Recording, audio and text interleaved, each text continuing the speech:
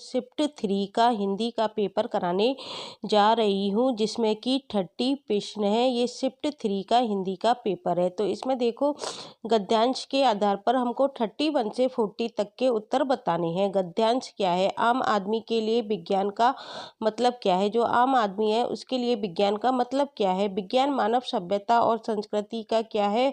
एक रूप है। आधुनिक विज्ञान ने इस नैसर्गिक सादगी व सौंदर्य को हाशिए पर डालकर विज्ञान को एक औपचारिक ढांचे में कैद कर दिया है। विज्ञान एक औजार बन गया है। इसमें पूछा गया है कि किस विकल्प के सभी शब्द इंसान के पर्यायवाची हैं। तो हमसे क्या पूछा गया है? इंसान के पर्यायवाची शब्द पूछा गया है। विज्ञान क्या है? एक औजार बन गया है जिससे प्रकृति के रहस्यों को खोलने की कोशिश की जाती है। इस प्रक्रिया में आम इंसान का संबंध इससे कट गया है। तो इंसान के क्या पूछे गए हैं? पर्यायवाची शब्द। केवट, प्राणी, अनिल। अनिल नहीं होगा, क्योंकि अनिल किसका होता है? अनिल किसका होता है? आप कमेंट्स करके बताना। मानस, महिप और मीत, ये भी नहीं होगा। तो इसका जो पर्यायवाची शब्द होगा वो होगा मानज, मानव, मनुज और मानुष। क्या होगा? मानव, मनुज और मानुष। ये क्या है? इंसान के पर्यायवाची हैं। दूसरा क्वेश्चन 32 है, हानि लाभ में समास है। हानि लाभ में कौन सा समास होगा? द्वंद्व समास होगा। क्यों होगा द्वंद्व समास? क्योंकि दोनों पदों का अपने आप में ही महत्व होता है। जहाँ दोनों पद प्रधान होते हैं वहाँ कौन सा समास होता है? द्वंद्व समास होता है। इसलिए हानि लाभ में कौन सा समास हो गया? द्वंद्व समास। क्वेश्चन नंबर 33 है, निम्नलिखित में से उपसर्ग युक्त शब्द है। हमको क्या बताना है? उपसर्ग युक्त शब्द बताना है। तो इसमें देखो, विज्ञान उपसर्ग युक्त शब्द है, क्योंकि इसका हम विच्छेद करेंगे तो क्या बनेगा? बी प्लस ज्ञान। तो बी क्या हो गया? उपसर्ग हो गया। पूर्वाग्रह का करेंगे तो पूर्व प्लस आग्रह। तो पूर्व कोई उपसर्ग होता ही नहीं है। सभ्यता अपने आप में मूल शब्द है ही है, और रहस्य भी अपने आप में मूल शब्द है। तो इसका उपसर्ग युक्त शब्द क्या होगा? विज्ञान होगा। क्वेश्चन नंबर 34 है, आदमी शब्द है। आदमी शब्द क्या है? तद्भव है, विदेशी है, तत्सम है या देशज है? तो आदमी शब्द क्या है? विदेशी शब्द है। कौन सा शब्द है? विदेशी शब्द है। क्वेश्चन नंबर 35 है, संस्कृति शब्द का संधि विच्छेद होगा। संस्कृति शब्द का संधि विच्छेद क्या होगा? सम प्लस कृति क्या होता है? संस्कृति। सु होगा नहीं, सन होगा नहीं, सत होगा नहीं। इसका क्या होगा? सम प्लस कृति होगा। क्वेश्चन नंबर 36 है, व्याकरणिक दृष्टि से प्रकृति शब्द है। जो ये प्रकृति शब्द है ये क्या है? सर्वनाम है, विशेषण है, संज्ञा है या क्रिया है? तो प्रकृति शब्द क्या है? संज्ञा है। क्वेश्चन नंबर 37 है, मुक्त शब्द का विलोम शब्द है। मुक्त का क्या मतलब है? किसी को मुक्त कर देना, और बांधना को क्या होगा? बद्ध होगा। तो इसका विलोम शब्द क्या हो जाएगा? बद्ध हो जाएगा। मोक्ष, निर्माण और केवल, ये शब्द क्या है? मोक्ष के ही समानार्थी शब्द हैं। तो मुक्त शब्द का विलोम शब्द क्या हो गया? बद्ध हो गया। क्वेश्चन नंबर 38 है, निम्नलिखित वाक्य में रेखांकित अंश किसका उदाहरण है? रेखांकित अंश क्या है? और विज्ञान मानव सभ्यता और संस्कृति का एक रूप है। तो और पे क्या करा हुआ है? रेखांकित किया हुआ है। तो और व्यधिकरण समुच्चय बोधक अव्यय का है, संकेतवाचक समुच्चय बोधक अव्यय का है, समानाधिकरण समुच्चय बोधक अव्यय का है, या संबंध बोधक अव्यय का है? तो ये किसका हो जाएगा? समानाधिकरण समुच्चय बोधक अव्यय का हो जाएगा। और से जुड़ा हुआ है, इसलिए ये क्या है? समुच्चय बोधक। और ये क्या है? समानाधिकरण समुच्चय बोधक का उदाहरण है। क्वेश्चन नंबर 39 है, आज हमने उन्हें अविकसित मान लिया है। दिए गए वाक्य में रेखांकित शब्द है आज हमने।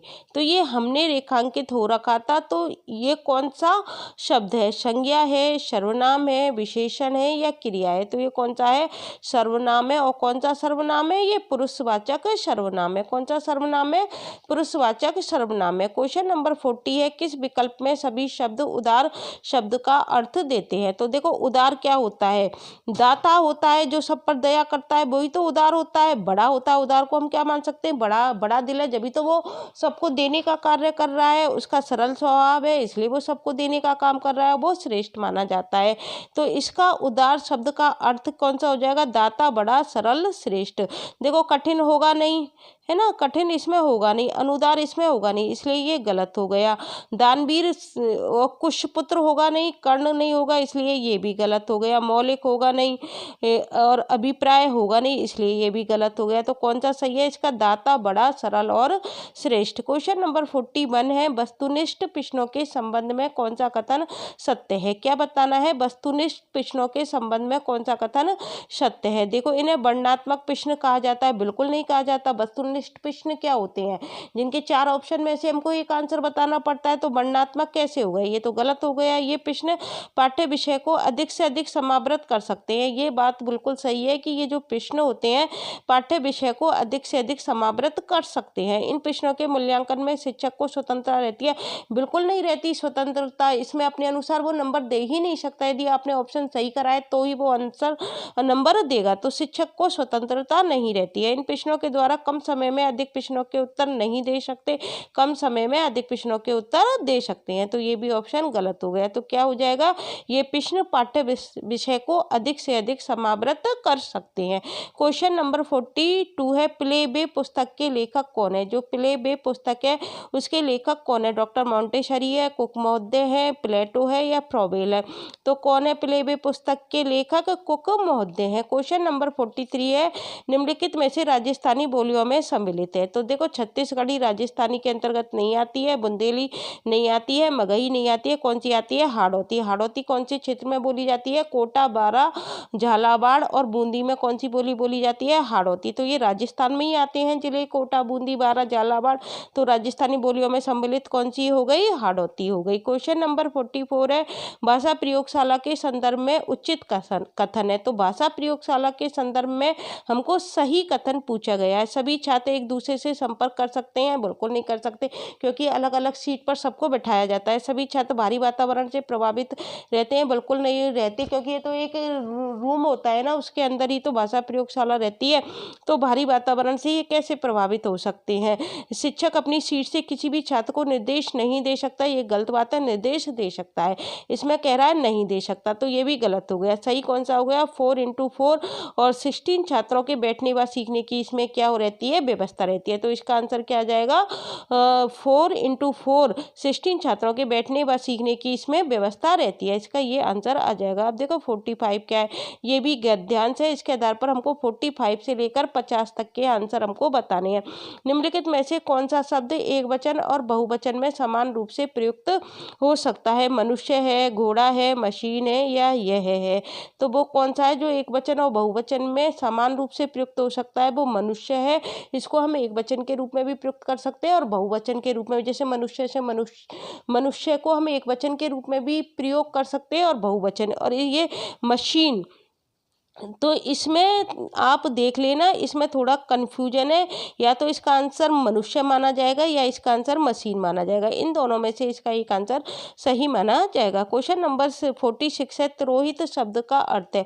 तो तिरोहित क्या होता है? तिरोहित का मतलब होता है लुप्त होना, प्रकाशित नहीं होगा, ललायित नहीं होगा, तिरस्कार नहीं होगा। तिरोहित शब्द का अर्थ क्या हो जाएगा? लुप्त होना हो जाएगा। क्वेश्चन नंबर 47 है, बहन का पुल्लिंग शब्द होगा? तो बहन क्या है? स्त्रीलिंग है, इसका पुल्लिंग क्या हो जाएगा? बहनोई। बहनोई कहते हैं ना, बहन, तो इसका पुल्लिंग शब्द क्या हो जाएगा? बहनोई हो जाएगा। क्वेश्चन नंबर 48 है, सारा जीवन निचुड़ चुका है, इस वाक्य में काल है? तो इस वाक्य में काल कौन सा है? सारा जीवन निचुड़ चुका है, तो इस वाक्य में काल कौन सा हो जाएगा? भूतकाल। भविष्य नहीं होगा, वर्तमान नहीं होगा, संदिग्ध वर्तमान काल भी नहीं होगा, इसमें कौन सा हो जाएगा? भूतकाल हो जाएगा। क्वेश्चन नंबर 49, गद्यांश में प्रयुक्त अणुतो धन सुख शांति ने खोस लेबे कहावत में अणुतो शब्द का हिंदी अर्थ है? अनोठा, अधिक, अद्भुत या अल्प? तो अणुतो शब्द का अर्थ आया है इसमें अधिक के लिए आया है। क्वेश्चन नंबर 50 है, निम्नलिखित में से पुल्लिंग शब्द है? देखो, वस्तु, धन, अग्नि या शक्ति? तो धन क्या है? पुल्लिंग शब्द है।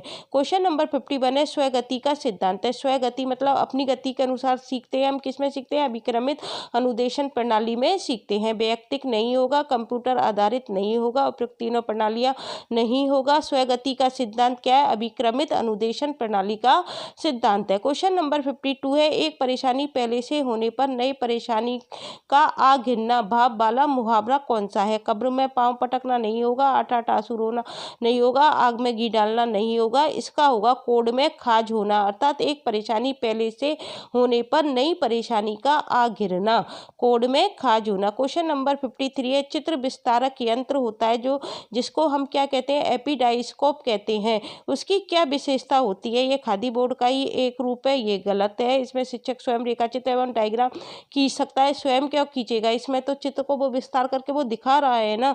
यह भाषा प्रयोगशाला का रूप तो हो ही नहीं सकता, इसमें ध्वनि की बिल्कुल आवश्यकता नहीं होती। डायग्राम को क्या किया जाता है? दिखाई जाता है। और किस पर दिखाई देता है? एक स्लाइड सी दिखाई देती है और वो चित्र विस्तारक यंत्र के द्वारा वो क्या हो जाती है? बड़ी हो जाती है। तो इसमें हमको ध्वनि की आवश्यकता नहीं होती है, यही इसका आंसर हो जाएगा। क्वेश्चन नंबर 54 है, व्याकरण की शिक्षा प्रारंभ करना कौन सी कक्षा में अधिकांशतः भाषा वैज्ञानिकों ने उचित माना है? देखो, भाषा वैज्ञानिकों ने जो उचित माना है ना, वो कक्षा 6 से माना है, लेकिन व्याकरण की शिक्षा कक्षा 4 से प्रारंभ हो जाती है। लेकिन इसमें पूछ रहा है भाषा वैज्ञानिकों ने उचित माना है, तो वो उन्होंने कक्षा 6 से माना है। क्वेश्चन नंबर 55 है, परीक्षा के समय ही अध्ययन करने वाले छात्रों के संदर्भ में सत्य कथन है। तो इसमें क्या होगा? परीक्षा के समय ही अध्ययन करने वाले छात्रों के संदर्भ में सत्य कथन है। उन्हें पाठ्य सामग्री का पूरा ज्ञान होता है? नहीं, ऐसी कोई बात नहीं है। उन्हें अपनी कमियों का निरंतर ज्ञान होता रहता है? ऐसी कोई बात नहीं। वे समझने की अपेक्षा रटने पर अधिक निर्भर होते हैं, ये ही है।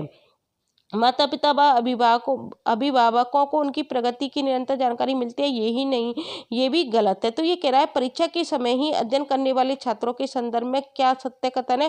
क्योंकि वो क्या करते हैं? समझने की अपेक्षा रटने पर अधिक निर्भर रहते हैं ना, इसलिए वो परीक्षा के समय ही क्या करते हैं? अध्ययन करते हैं। ये बिल्कुल सही माना जाएगा। क्वेश्चन नंबर 56 है, लिखने में जब कोई शब्द भूल से छूट जाए तो उसे लिखने के लिए जो प्रयोग किया जाता है विराम चिन्ह, वो कौन सा होता है? वो कौन सा होता है? वो हंसपद चिन्ह होता है। जैसे हम लिख रहे हैं, हमारा इधर कोई वाक्य छूट रहा है, कोई शब्द छूट रहा है, तो हम ऐसे करके इधर उसको लिख देते हैं, तो ये क्या कहलाता है? हंसपद चिन्ह कहलाता है। क्वेश्चन नंबर 57 है, निम्नलिखित में से विजयदान देता की रचना कौन सी है? तो विजयदान देता की रचना कौन सी है? अलेखो हिटलर क्या है? विजयदान देता की है। रणमल छंद नहीं है, नुक्ति धारा नहीं है, आजरो सरवण नहीं है। कौन सी है विजयदान देता की? अलेखो हिटलर है। क्वेश्चन नंबर 58 है, उच्च प्राथमिक स्तर के बच्चे जब बोले तो उन्हें टोका ना जाए, सुझाव अंत में दिए जाए। इसमें उनमें कौन सी कौशल का विकास होगा? श्रवण कौशल का होगा, पठन कौशल का होगा, बोलना कौशल का होगा या लेखन कौशल का होगा? उनके अंदर बोलना कौशल का होगा। जब वो बोल रहे हैं तो उनको टोकना नहीं चाहिए और बाद में जो भी सुझाव आपके अंदर आ रहे हैं उनको बाद में दे देना चाहिए। तो इसके द्वारा उनके अंदर क्या होता है? बोलने के कौशल का विकास होता है। क्वेश्चन नंबर 59 है, यदि तुम अमेरिका जाओ तो तुम्हें विभिन्न देशों के व्यक्ति देखने को मिलेंगे। अर्थ की दृष्टि से उपयुक्त वाक्य का प्रकार है। अर्थ की दृष्टि से ये कैसा वाक्य है? अज्ञार्थक नहीं है, संदेश सूचक नहीं है। ये कैसा वाक्य है? संकेतार्थक वाक्य है, क्योंकि संकेत किया जा रहा है कि यदि तुम अमेरिका जाओ तो तुम्हें विभिन्न देशों के व्यक्ति देखने को मिलेंगे। क्वेश्चन नंबर 60 है, भारतवर्ष में किंडरगार्टन बॉक्स का निर्माण किसने किया था? जो भारतवर्ष है उसमें किंडरगार्टन बॉक्स का निर्माण किसने किया था? भोलानाथ तिवारी ने किया था, एस.के. देशपांडे ने किया था, महात्मा गांधी ने किया था या पंडित देवीदत्त ने किया था? तो भारतवर्ष में किसने किया था? पंडित देवीदत्त ने इसका निर्माण किया था। तो आज मैंने आपको शिफ्ट 3 के जो हिंदी के 60 क्वेश्चन पूछे गए हैं भाषा फर्स्ट के अंदर, वो आपको हल करा दिए हैं। आशा करती हूँ आपको समझ में आ गए होंगे। यदि ये आपको वीडियो अच्छी लगती है तो इन्हें और अन्य छात्रों के लिए शेयर करना मत भूलना। इसके अलावा जो भाषा सेकंड होती है उसकी वीडियो भी मैं आपको शीघ्र ही लेकर आऊँगी। Thank you guys.